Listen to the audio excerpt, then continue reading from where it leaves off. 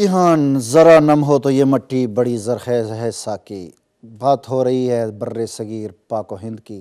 جی ہاں، بہت سے ہمارے جو اس وقت ناظرین ہیں وہ دیکھ رہے ہوں گے کہ یہ پاکستان اور ہندوستان اور بنگلہ دیش ہے، لیکن یہ آج بر صغیر کو کیسے بیچ میں لے آئے. بر صغیر کبھی ہوا کرتا تھا، لیکن ہم بات کر رہے ہیں بر صغیر کی اس حوالے سے کہ اگر پاکستان کی بات کریں، ہندوستان کی کریں، چاہے ہم بنگلہ دیش کی کریں، تو یہ وہی سلسلہ ہے کہ جو دو قومی نظریے کے ایک سلسلہ جو ہوا اس کے نزدیک میں سمجھتا ہوں کہ رزلٹ جو اس کا نکلا وہ نکلا ہندوستان اور پاکستان پہ منتج ہوا، اور پھر 1971 میں جا کے بنگلہ دیش کی صورت میں بھی سامنے آ گیا. لیکن بات یہ ہے کہ وہاں پہ تخریب کاری جو ہو رہی ہے. اگر میں اس سے پہلے جاؤں کو ظاہر ہے آپ نے دیکھے ہوں گے کہ حیدرآباد میں جو بم دھماکے ہوئے، بہت سی لاشیں وہاں پہ بچھیں. لیکن اسی کے بارے میں اگر ہم آپ کو بتائیں، وہاں کے جو ایم ایل اے ہیں اکبر الدین اویسی، جن پہ اس وقت مقدمات بھی چل رہے ہیں، ان کا کہنا یہ ہے کہ اگر جو کہ 92 میں بابری مسجد کا معاملہ نہ ہوا ہوتا، اگر انہوں نے مسلمانوں کے جذبات احساسات کو مجروح نہ کیا ہوتا تو یہ واقعات نہ ہوتے. وہی کہیں پینے پلانے پہ جھگڑا، کہیں گھوڑا آگے بڑھانے پہ جھگڑا، کبھی مذہب کے نام پہ وہ کبھی کسی ابھی مذہب کو کبھی پنڈت اور کبھی ملا حضرات، کبھی مختلف، کبھی کہیں نہ کہیں ان میں سے کچھ لوگ ایسے ہوتے ہیں جو کہ صرف اپنے مقاصد کے لیے استعمال کرتے ہیں. سب کو تو میں نہیں کہوں گا، لیکن اکبر الدین اویسی اور ان کے بھائی اسد الدین اویسی کا یہی کہنا ہے کہ بابری مسجد کے معاملے کو اگر لیں تو وہاں سے یہ سلسلہ شروع ہوا، ہندوستان نے یہ سلسلہ شروع کیا، تبھی آج جا کے اس وقت ہندوستان جو ہے وہ اس وقت دہشت گردی کا شکار ہے. اسی بات کو ہم پوچھیں گے جناب سید کامران پیرزادہ صاحب، آپ کی طرف آئیں گے. بابری مسجد کے معاملے کے حوالے سے ہی صرف ہندوستان کے اندر تخریب کاری کا ایک سلسلہ شروع ہو گیا؟ سہیل صاحب، بابری مسجد کا جو ہے یہ ایک بڑی لمبی تاریخ ہے بابری مسجد کی. اگر بحیثیت لوگ ہم کیونکہ سینسٹیو بہت زیادہ ہیں، تو اگر تاریخ دیکھیں نا، تاریخ تو فیکٹ پہ ہوتی ہے. میں یہی کہتا ہوں کہ تاریخ ہوتی بڑی دردناک ہے، اور اس کی آنکھوں میں، تاریخ کی آنکھوں میں آنکھیں ڈال کے بات کرنا بڑا مشکل ہوتا ہے، اور بہت ہی ایسے لوگوں میں، بہت کم لوگوں میں اخلاقی جرات ہوتی ہے کہ جو تاریخ کی آنکھوں میں آنکھیں ڈال کے بات کرتے ہیں. بیسیکلی بابری مسجد جب مغلوں کی حکومت تھی تو 1528 ہجری میں ایک جنرل تھا مغلوں کا، میر بنکی. اس نے ایودھیا کے مقام پہ ایک مندر تھا، چھوٹا سا مندر تھا، رام کا مندر تھا وہ. تو کیونکہ اس ٹائم مغلوں کی حکومت تھی، مسلمان مغل تھے، تو اس میر بنکی نے وہ مندر کو گرا کے وہاں پہ مسجد تعمیر کی، اور مسجد کا نام پہ بابر کے نام پہ رکھا، بابری مسجد. یہ 1528 کا، یہ بہت لمبی تاریخ ہے. اور جب قیام پاکستان تک تو یہ مسئلہ ٹھیک چلتا رہا. اس ٹائم تک ہندو اور مسلمان دونوں اس جگہ پہ جا کے عبادت کرتے تھے، ان کا آپس میں کوئی جھگڑا نہیں تھا، چلتا رہا. اصل میں یہ مسئلہ شروع ہوا 1989 میں. جو اصل میں یہ مسئلہ شروع ہوا ہے 89 میں، بھارتیہ جنتا پارٹی کے ہیں لال کرشن اڈوانی، انہوں نے ایک رکھ یاترا کے نام سے ایک تحریک چلائی. انہوں نے اس تحریک میں جا کے کہا کہ جی ہم وہاں پہ جا کے اپنی عبادت کریں گے، اور انہوں نے وہ پرانی پچھلی تاریخ کو اکھاڑا، اور انہوں نے کہا کہ یہ تو بہت بڑا مسئلہ بن گیا ہے. مسلمانوں نے اس جگہ پہ مندر ہمارا بہت بڑا تھا، اور انہوں نے مسجد تعمیر کر دی ہے. تو اس ٹائم پہ انہوں نے تقریباً الیکشن آ رہا تھا 1989 کا. اچھا، اسی بات میں واپس آتا ہوں. ہمارے ساتھ ہمارے محترم کالر ہیں لائن پہ، ایم خان صاحب بریڈ فورڈ سے. السلام علیکم. وعلیکم السلام ورحمۃ اللہ وبرکاتہ. سہیل صاحب، میں آپ کو مبارکباد پیش کرتا ہوں کہ آپ ہمیشہ جہاں بیٹھتے ہیں وہاں پھول ہی لے کر آتے ہیں اور پھول ہی لے کر گھر جاتے ہیں. اللہ آپ کے اس خلوص میں اور برکت عطا فرمائے. اور آپ جب کسی کو ساتھ لاتے ہیں یا بیٹھتے ہیں وہاں بھی کوئی صاحب علم ہی نوجوانوں کو لاتے ہیں، یہ بڑے درد رکھنے والے. اور معلوم ہے ایسا ہوتا ہے کہ ان کو کچھ تاریخ کے اوراق یاد ہیں. یہ بڑی ایک نیا غنیمت ہے کہ یورپ کی سرزمین میں بسنے والا، انگریزی زبان بولنے والا، اور پھر ملک پاکستان اور خطہ کشمیر کے کچھ اوراق یاد رکھے.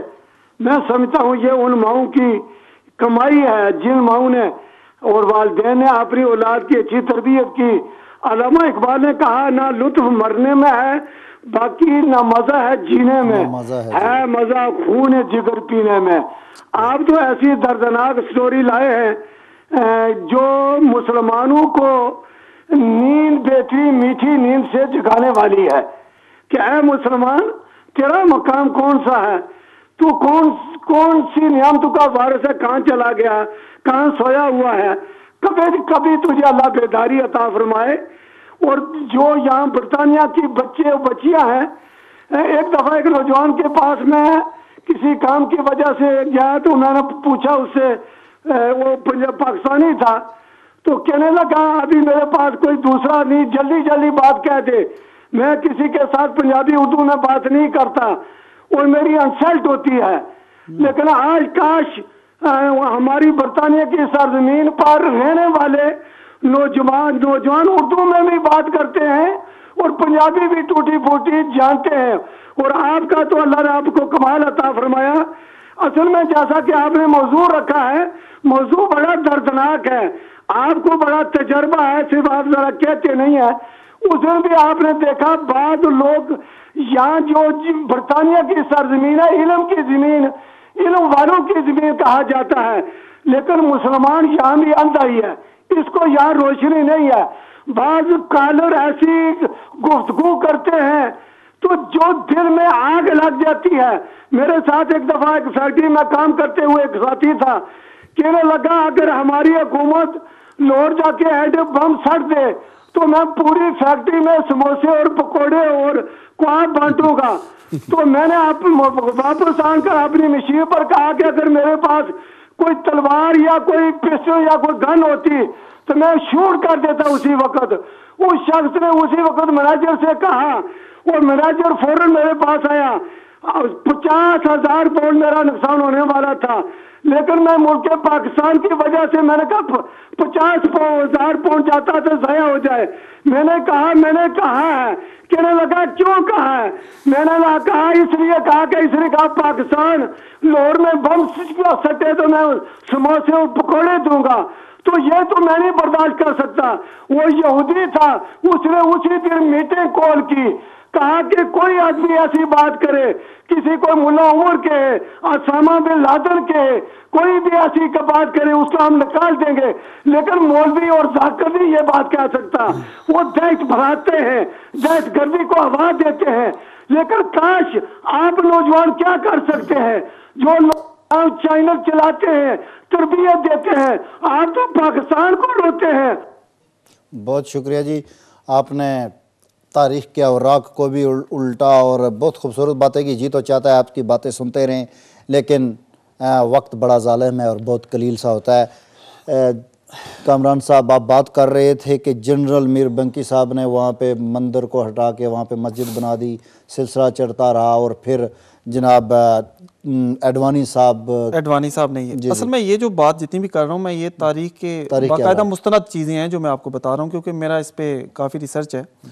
2005 میں انڈین انٹیلیجنس بیورو کے تھے ایک ملو کرشنا دھر, انہوں نے انکشاف کیا تھا کہ یہ جو بابری مسجد والا حملہ ہوا تھا تو اس میں 10 مہینے پہلے یہ سازش تیار کی گئی تھی. تو آپ دیکھیے کہ ان سیاسی, جیسے ہمارے دوست فرما رہے تھے پہلے کہ سیاسی طور پہ جتنے بھی ہمارے لوگ ہیں یا مذہبی طور پہ بھی جتنے لوگ ہیں ان میں کم فہمی ہے اور وہ لوگوں کو آپس میں لڑاتے ہیں, لیکن مذہب کو نام لے کے لڑا رہے ہیں. اور اس کا اثر یہ ہوا کہ اس کے یہ جو بابری مسجد کا واقعہ تھا, بابری مسجد کو شہید کر دیا ان لوگوں نے. 1.5 لاکھ لوگوں نے حملہ کیا, اور اس سے پہلے کیا کیا کہ 1.5 لاکھ لوگ جب وہاں پہ موجود تھے تو 20 منٹ پہلے لال کرشن اڈوانی اور 3 ان کے اور سیاسی پارٹیاں تھیں, انہوں نے جا کے وہاں جا کے عبادت کی. جب اتنی بڑی آپ کو شہ ملتی ہے آپ کے رہنماؤں کی طرف سے تو وہ بظاہر ہے لوگ ان پڑھ ہوتے ہیں, جاہل ہوتے ہیں, انہوں نے مسجد پہ حملہ کر دیا اور مسجد کو شہید کر دیا. تو اسی سے ملتا جلتا ایک اور واقعہ تھا کچھ عرصے بعد ہی ایودھیا ٹرین میں, کیونکہ کچھ لوگ ہندو یاتری تھے, وہاں سے کچھ اسی جگہ پہ عبادت کر کے واپس آ رہے تھے, تو ایک پوری کی پوری ٹرین جلا دی گئی جس میں 58 لوگ مارے گئے. اور ان میں بھی بدقسمتی آپ کہیں کہ کانگریس کے ایک مسلمان رکن تھے, ان کی ریکارڈنگ سامنے آ گئی جنہوں نے لوگوں کو اکسایا تھا. تو تاریخ کے اوراق اتنے کڑوے ہیں کہ جن کی آنکھوں میں آنکھیں ڈال کے بات کرنا بہت مشکل ہے. تاریخ کے اوراق پہ نظر ڈالتے ہیں, تاریخ کے اوراق کو انہوں نے الٹا بابری مسجد کے حوالے سے. عاشق صاحب آپ کی طرف میں آؤں گا, اس سے پہلے چلتے ہیں ہم اکراس دا UK. اس وقت فرانس سے نواز بٹ صاحب نے ہمیں جوائن کیا ہے. السلام علیکم. وعلیکم السلام. کبلا کیسے مزاج ہیں؟ اللہ کا احسان, آپ سنائیے. ٹھیک ٹھاک, بس شکر اللہ کا, ہر دم اللہ کا شکر. शुरकाए महफिल और नाज़रीन मोहतरम की खिदमत में इस्लामी की इद्दत। आज का मौजू नहायत ही खूबसूरत और इंटरेस्टेड है और ख़तरनाक भी और दर्दनाक भी है। जी जी। टेररिज्म एंड सब कॉन्टिनेंट। बात यूँ है, बात शुरू की जाए तो मेरे ख्याल में ये बेहतर रहेगा कि बड़े सगीर हिंदो पाक में दहशतगर्दी जी, अमेरिका दहशतगर्दी की आड़ में जनूबी एशिया का अमन बर्बाद कर रहा है और दूसरी तरफ भारत जो अपने आप को सेकुलर होने का दावा करता है, यानी नाम नहाद सेकुलरिज्म, ये भारत दहशतगर्दी की आड़ में कश्मीरियों का वतन जम्मू कश्मीर पर कब्जा जमाए हुए है और कश्मीरियों पर जुल्म सितम कर रहा है और फिर शोर मचाता है कि दहशतगर्द। हाल ही में हमारे कश्मीरी मुजाहिद अफजल गुरु को शहीद कर दिया गया। क्या ये दहशतगर्दी नहीं है और क्या है? कोई अपने वतन के लिए, अपने प्यारे वतन के लिए आज़ादी चाहता है या कुछ आज़ादी के लिए कोई हरकत करता है, क्या उससे टेररिज्म का दर्जा देते हैं? बिल्कुल गलत। दुनिया में सबसे बड़ा दहशतगर्द जो है वो मेरे ख्याल में, बल्कि दुनिया की नज़र में, भारत और अमेरिका है।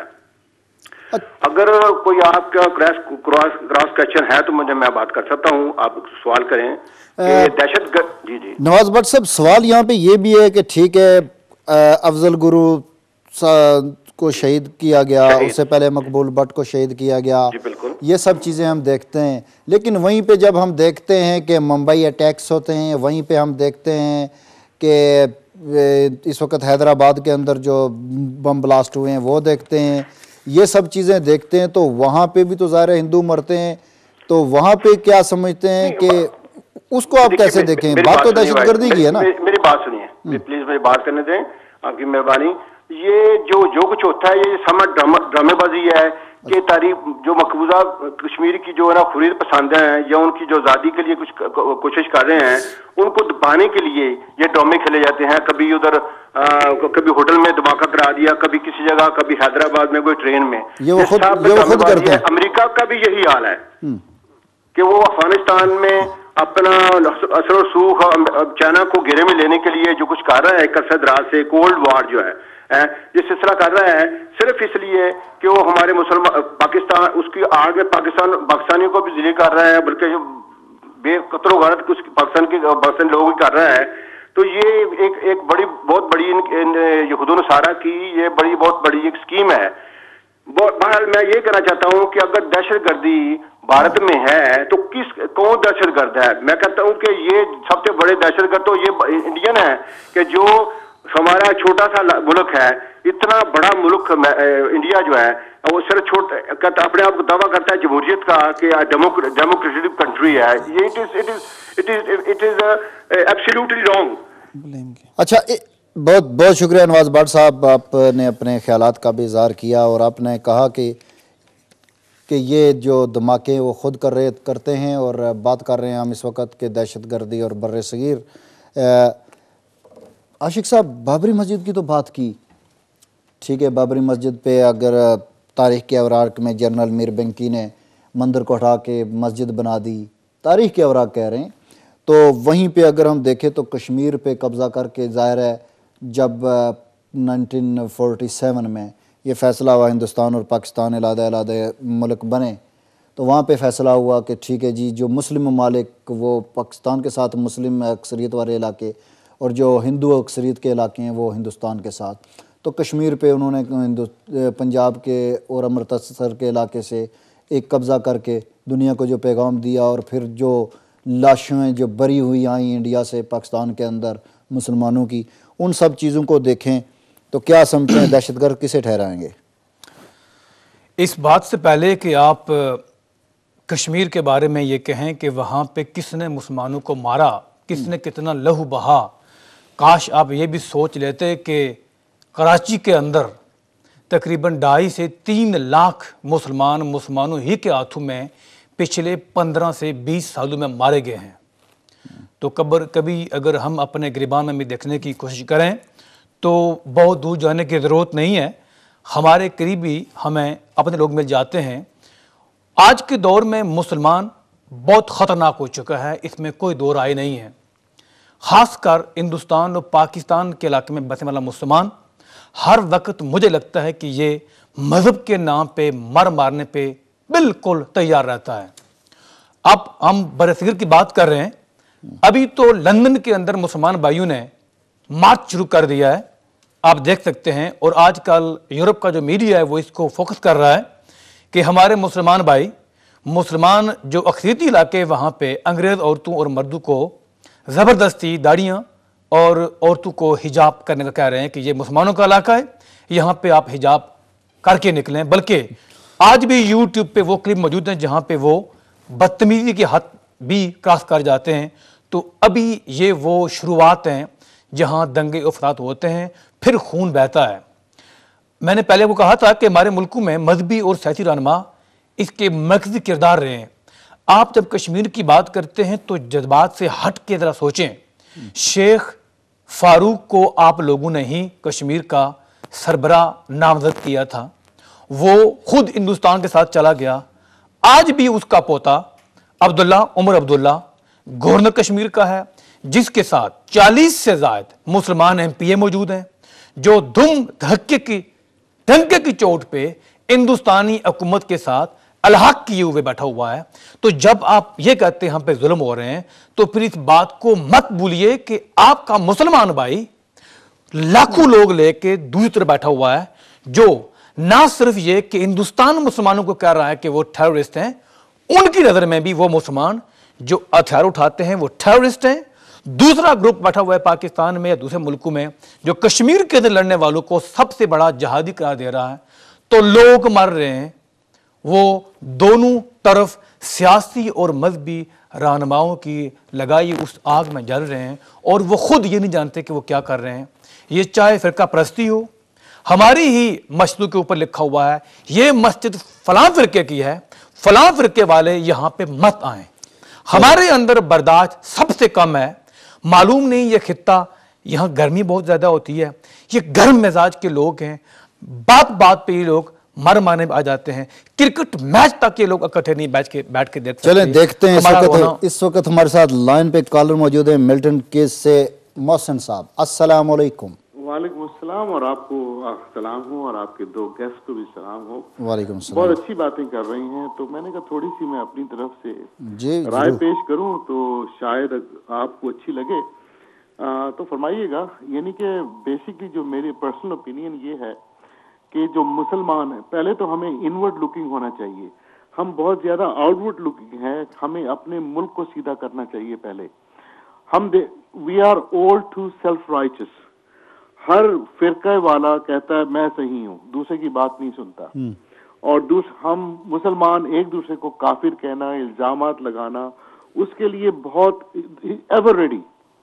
और हमारे जो मौलवी हैं उन्होंने एक्चुअली देर इल्मी दहशतगर्दी की हुई है उन्होंने। अच्छा मोहसिन साहब, यहाँ पे बात यह है कि दहशतगर्दी का शिकार है इस वक्त हिंदुस्तान भी और पाकिस्तान भी। नहीं, हमें इनवर्ड भाई साहब कभी कभी ना इंसान को नहीं, हमारा टॉपिक ये है कि दहशतगर्दी का जो शिकार है मोहसिन भाई, तो ये दहशतगर्दी से कैसे निकल सकते हैं दोनों ममालिक?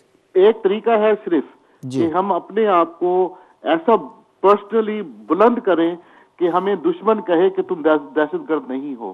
सिर्फ यही तरीका है और कोई तरीका नहीं है। चलें, बहुत शुक्रिया जी, आपने अपने ख्यालात का इजहार किया। इसी के साथ हम चलते हैं एक ब्रेक की तरफ। ब्रेक के बाद हाजिर होते हैं।